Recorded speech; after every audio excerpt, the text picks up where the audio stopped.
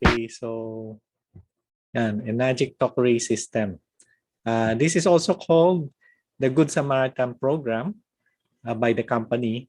And another name for it is called partial distributor. So from the name itself, I think you can know what it means. No, it means hindi ka full-fledged distributor.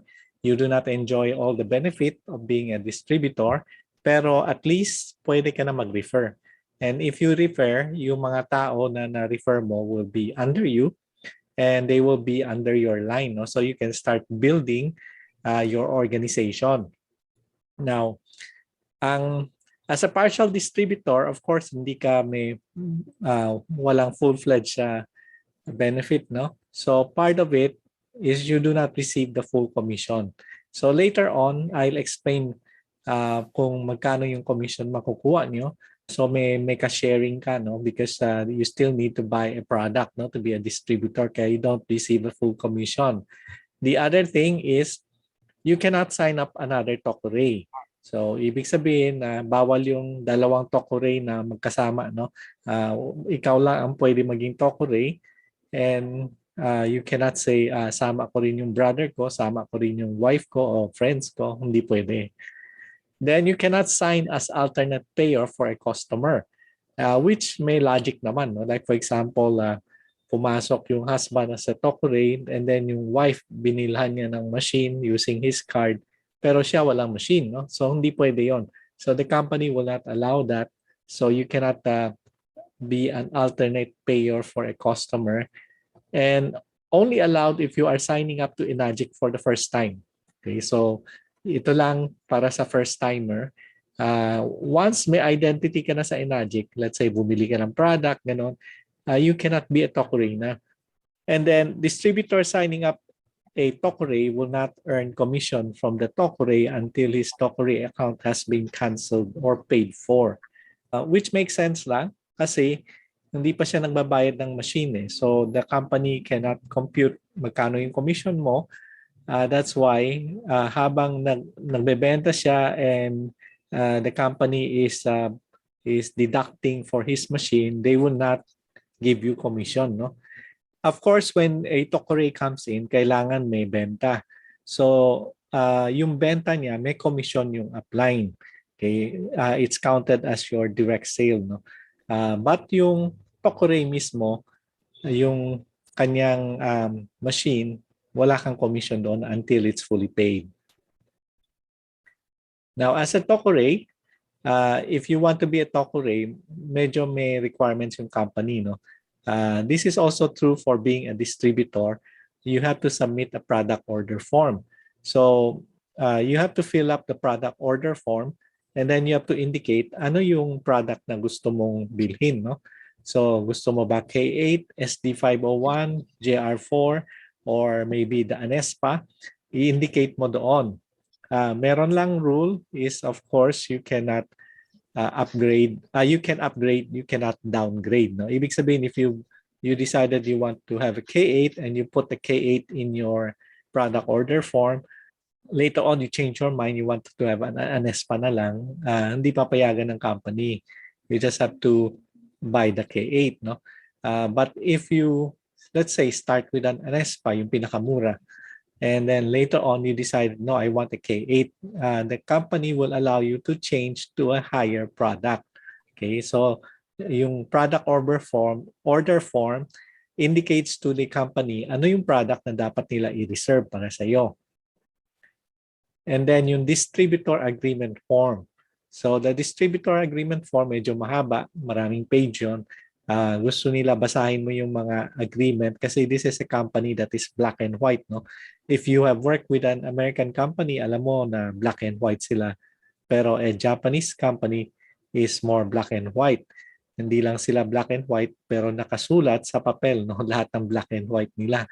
I've never joined a direct selling company na napakaraming papel na i-fill up, no? But ganito yung mga Japanese company, you have to fill up so many papers, no? Because they want to make sure you read everything, no? So the distributor agreement, then the Tokurei application plus a fee of 1,200 plus 12% tax, you will receive a PH tester, catalogs, handbook, and other publications. No? So ito lang yung requirement for Tokurei, the 1,200, no? Para may PH tester ka. Then you need to submit yung BDO account details plus copy of bank book. No? The commission kasi will be given there. So kailangan may BDO account ka. Pag wala kang BDO account, you need to open a BDO account. No? And you have to take a picture of the bank book to prove na yung account number ay sa'yo nga. Then you need official receipt. No? This is a requirement of the BIR. And kung wala kang official receipt, you want to use your upline's official receipt, you have to fill up a joint venture agreement. Nakasulat din sa papel para alam ng Enagic kung meron deduction o sharing. No? Because siyempre, if you use the receipt of somebody else, they get taxed for it. So they would at least withhold mga 5% para to cover for the tax. No? Ito yung purpose ng joint venture agreement on commission. And 2 valid government IDs and 1 new sale. Although na-fill up mo na lahat ng form, you cannot submit it until may sale. So kung may sale ka na, sabay-sabay isa-submit lahat. Okay, once na-submit nyo na lahat, officially you are the Tokurei and the person who bought the product is under you. So you can keep referring people and they will be put under you and under your organization. Now, tingnan natin yung Tokurei's commission share. No? If you bought the K8 kasi, yung 1 point ng K8 is 15,000 pesos yung earnings. No? So, but this is divided into 2 parts ng commission. One is the basic commission, which is 12,000, and the other is the SP, no, or special points, which is 3,000. Pero as a Tokurei, you have no special points commission until you become a full-fledged distributor. Okay? So doon nabawas yung commission mo by 20% because nga wala kang special point commission. Now this is true to all the other products. Babawasan ka ng 20% because walang special points nga. Now, a distributor can only have a maximum of 5 Tokureis that will be counted in his or her 6A requirement. So, ibig sabihin, if I sponsor you at ikaw yung one of my Tokurei, the company will count up to 5 lang Tokurei. Kasi some people may sponsor 10 or 20 Tokureis in their line. The company will still only count it as 5. No? So, yung 6A kasi, to be promoted to 6A, you need to have sold 100 unit tapos kailangan yung 100 unit may combined amount na $300,000, no? So yung 5 Tokurei is counted as 5, no, from the 100. So at least nabawasan ka na ng 5, no? May 95 na lang kailangan mo. Okay, but yun nga, they will not count more than 5, no? So you can keep sponsoring Tokurei, but the company will not count the more than 5, no? And this is the Tokurei agreement form. When you fill it up, it makes it clear, no, na magkano ibabawas sa iyo kasi they will withhold an amount in order to buy your product. Like if you say you want to have the K8, the company will keep withholding 4,000 kada sale mo. So if you sold a K8 and you earn 12,000, bawas yung 4,000 in order to pay for your K8, no, future K8. Tapos after, let's say, two sales, naging 2A ka na, the company will deduct 8,000 naman. And after 10 sales, naging 3A ka na, the company will deduct 12,000. No? Tapos kung naging 4A ka, 16,000 ang deduction. No?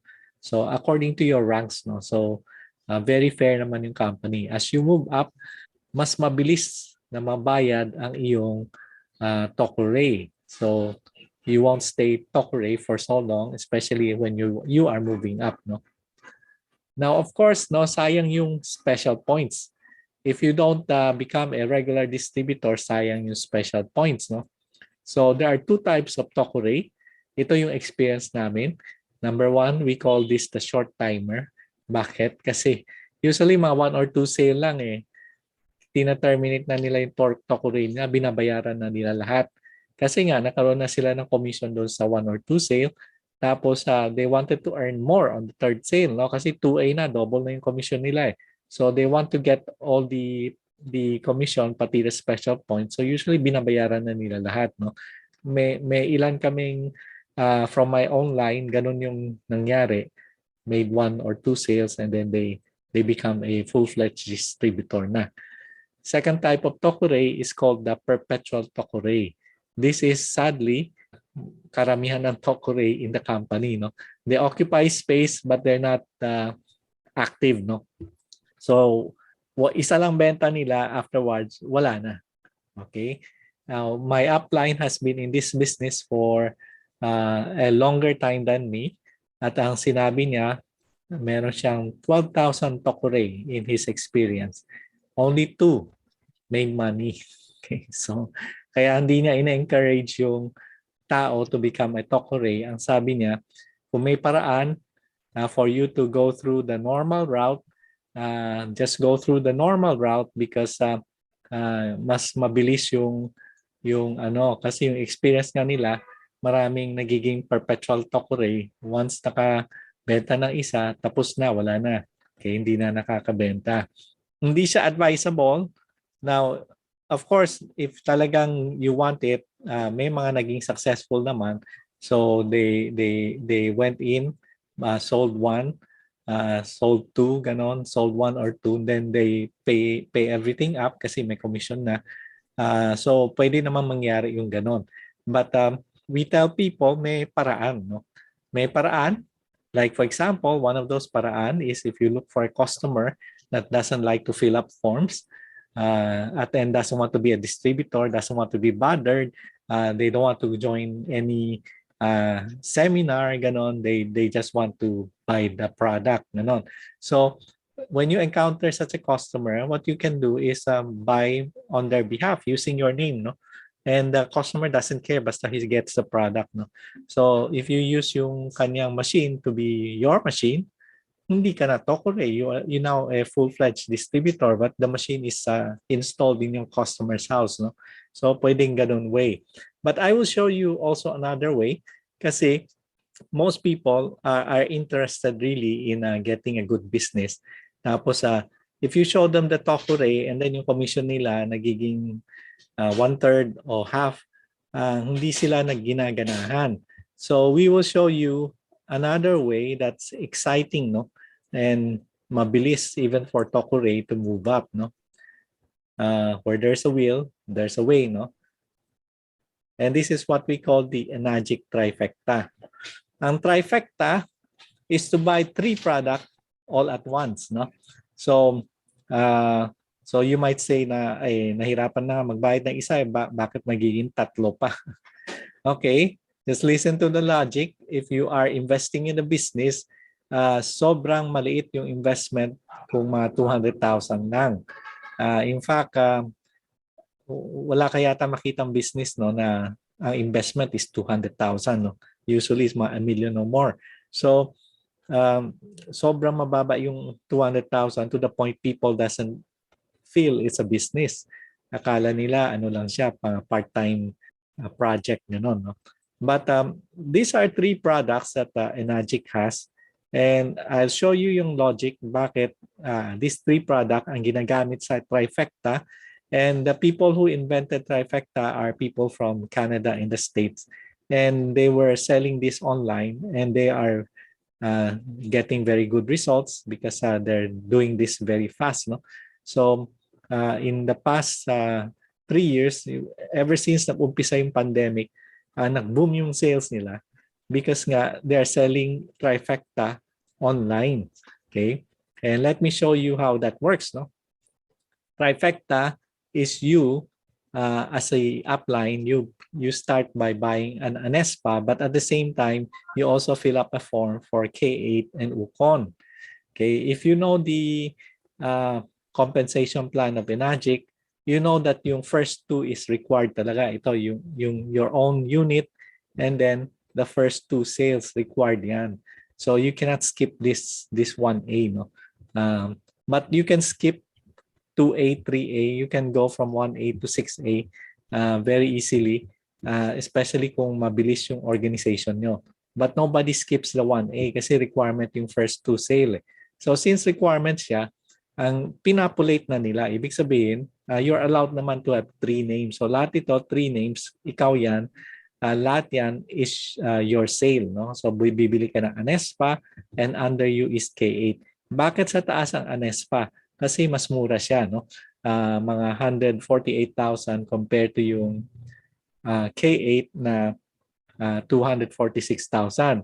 And dito sa Anespa, wala kang commission kasi it's your first unit eh. But dito sa K8, may commission ka. Siyempre, ayaw mo pagbaliktaran eh. Kasi pag binaliktad mo, mas maliit ang commission mo, di ba? So, kaya yung 1A nila is K8. Yun ang logic doon. Tapos yung Ukon, itong pinakamura. Bakit hindi nilagay yung Ukon dito sa taas? Kasi yung Ukon nawawala. Ibig sabihin, if after 1 year you didn't pay, this 1A will disappear. Okay? So, we usually don't like to put names under the Ukon because nawawala ito eh. So, that's why we'd rather put the name dito sa 2A. Ibig sabihin, my first sale will be in my 2A line. That way, doble yung commission ko. So, let's take a look at it. If you invest in a trifecta, how much will that cost? No? So, it will cost total mga 492,800. Ang total commission mo from the Ukon and the K8 is around 19,375. Tapos your next sale, you will earn 30,000 na doon sa K8, maski isa lang na benta mo. Okay? So, compare that kung hindi ka nag-trifecta, yung first sale mo 1A, you earn only 15,000. Okay? So, dito, your commission will actually more than double and I will show you why. No?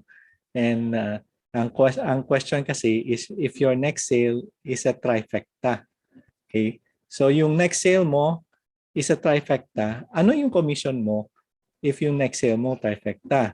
Let's see, no? Sa Anespa, it's 13,700. Sa K8, 30,000. Ang Ukon, 8,750. So ang total is 52,450. Okay, can you imagine that? Na kung nag-trifecta ka, kung di ka nag-trifecta, 15,000 na yung kikitain mo at the most. Pero kung nag-trifecta ka, magiging 52,000. That is 3 times more, no, than what you will usually get. Kaya ang mga tao na-excite dito because nga, all of a sudden, one sale will translate to 52,450. Okay, and ang experience namin is that people will invest with this comp plan. No? Ibig sabihin, even if they need to borrow money, they will borrow money in order to buy the trifecta, especially kung may kilala sila, people that they can position as their first sale. Okay, trifecta. No? And kung trifecta kasi binenta mo, in order to become 6A, you don't need 100 sale. You only need 33. Doon sa 33, since tigtatatlo sila, you will have 99 total unit sale. No? And sa totoo lang, itong 33 na ito, hindi lahat benta mo. Ang kailangan mo lang siguro ibenta is 5. 5 trifecta. Why? Because yung realistic estimate or view is not everybody will go trifecta. And hindi mo naman pwedeng pilitan yung mga tao na yung iba gusto bumili lang ng isang product. You cannot force them, lalo na mga customer na mag-trifecta. No? Only people who wants to become a distributor will go for that trifecta. So yung customer will usually only buy one unit. Ganun lang. So that's why yung siguro sa buong to reach 100 unit, you sell only 5 trifecta. Pero since itong 5 na ito are people who wants to do the business, this 5 will also sell their 5 trifecta. No? So by the time this 5 sells their 5 trifecta, you will reach 6A na. Okay? And if you can find your 5 trifecta as fast as possible, maybe first 2 months, mas mabilis ka mag-reach ng 6A, no? There are people who reach 6A in only 2-3 months, no, using this trifecta method, no? So this is the advantage nung selling trifecta instead of selling one by one, no? And when you show this to people, na-excite sila and gusto nila mag-business kasi nga you show them a way that is fast and that will make them reach 6A kagad. Kasi once you reach 6A, kada benta mo ng isang K8, you earn 90,000. 6 times yung commission mo, 90,000. If you sold a trifecta as a 6A, that is 6 times 52. 300,000 ang commission mo. Okay, can you imagine that? One sale lang and 300,000 ang commission mo. Okay, so parang real estate na, no? So this is the beauty of the trifecta, and this is the reason why people are getting excited over it. And this is also the reason why I tell people na there is no reason for you to stay as a Tokurei. Okay? Because if you really want to do this business, do it this way, and it's easier to attract people. And if you have a trifecta sale, I don't think you'll be a Tokurei kasi you earn 52,000 if you're not a Tokurei. Whereas if you're a Tokurei, siguro you earn may deduction pa ng 12,000 na wala ka pang SP, no? Siguro you will earn mga 15,000 or less na kung Tokurei ka na, whereas kung hindi ka Tokurei, you earn 52,000. So yung amortization mo for 2-3 months bayad na. Bayad na from the first sale ng trifecta. Okay, so consider this. If you are inviting people and then they still don't have money but meron silang paraan, then consider selling trifecta, no? Selling this way. Alam mo, sometimes we like to help people, eh. And kami rin, we try to help people, no? But they stay Tokurei. So ibig sabihin, in the end, we did not help them. Kasi we can help them by showing them the way how to do the business faster and easier, no? And this is through trifecta sales. Okay, so how many business do you know that you can start under 500,000? Karamihan business ngayon, maski yung mga cart business lang, it's over 500,000. Yung iba yung iba 1 million, eh. So, maliit na business lang yon. At kailangan mo maganda ang pwesto. This is a business na hindi mo kailangan ng magandang pwesto. Kailangan mo lang may paraan. Okay? So, if you have any queries or question, you can contact us at travellightsam@gmail.com.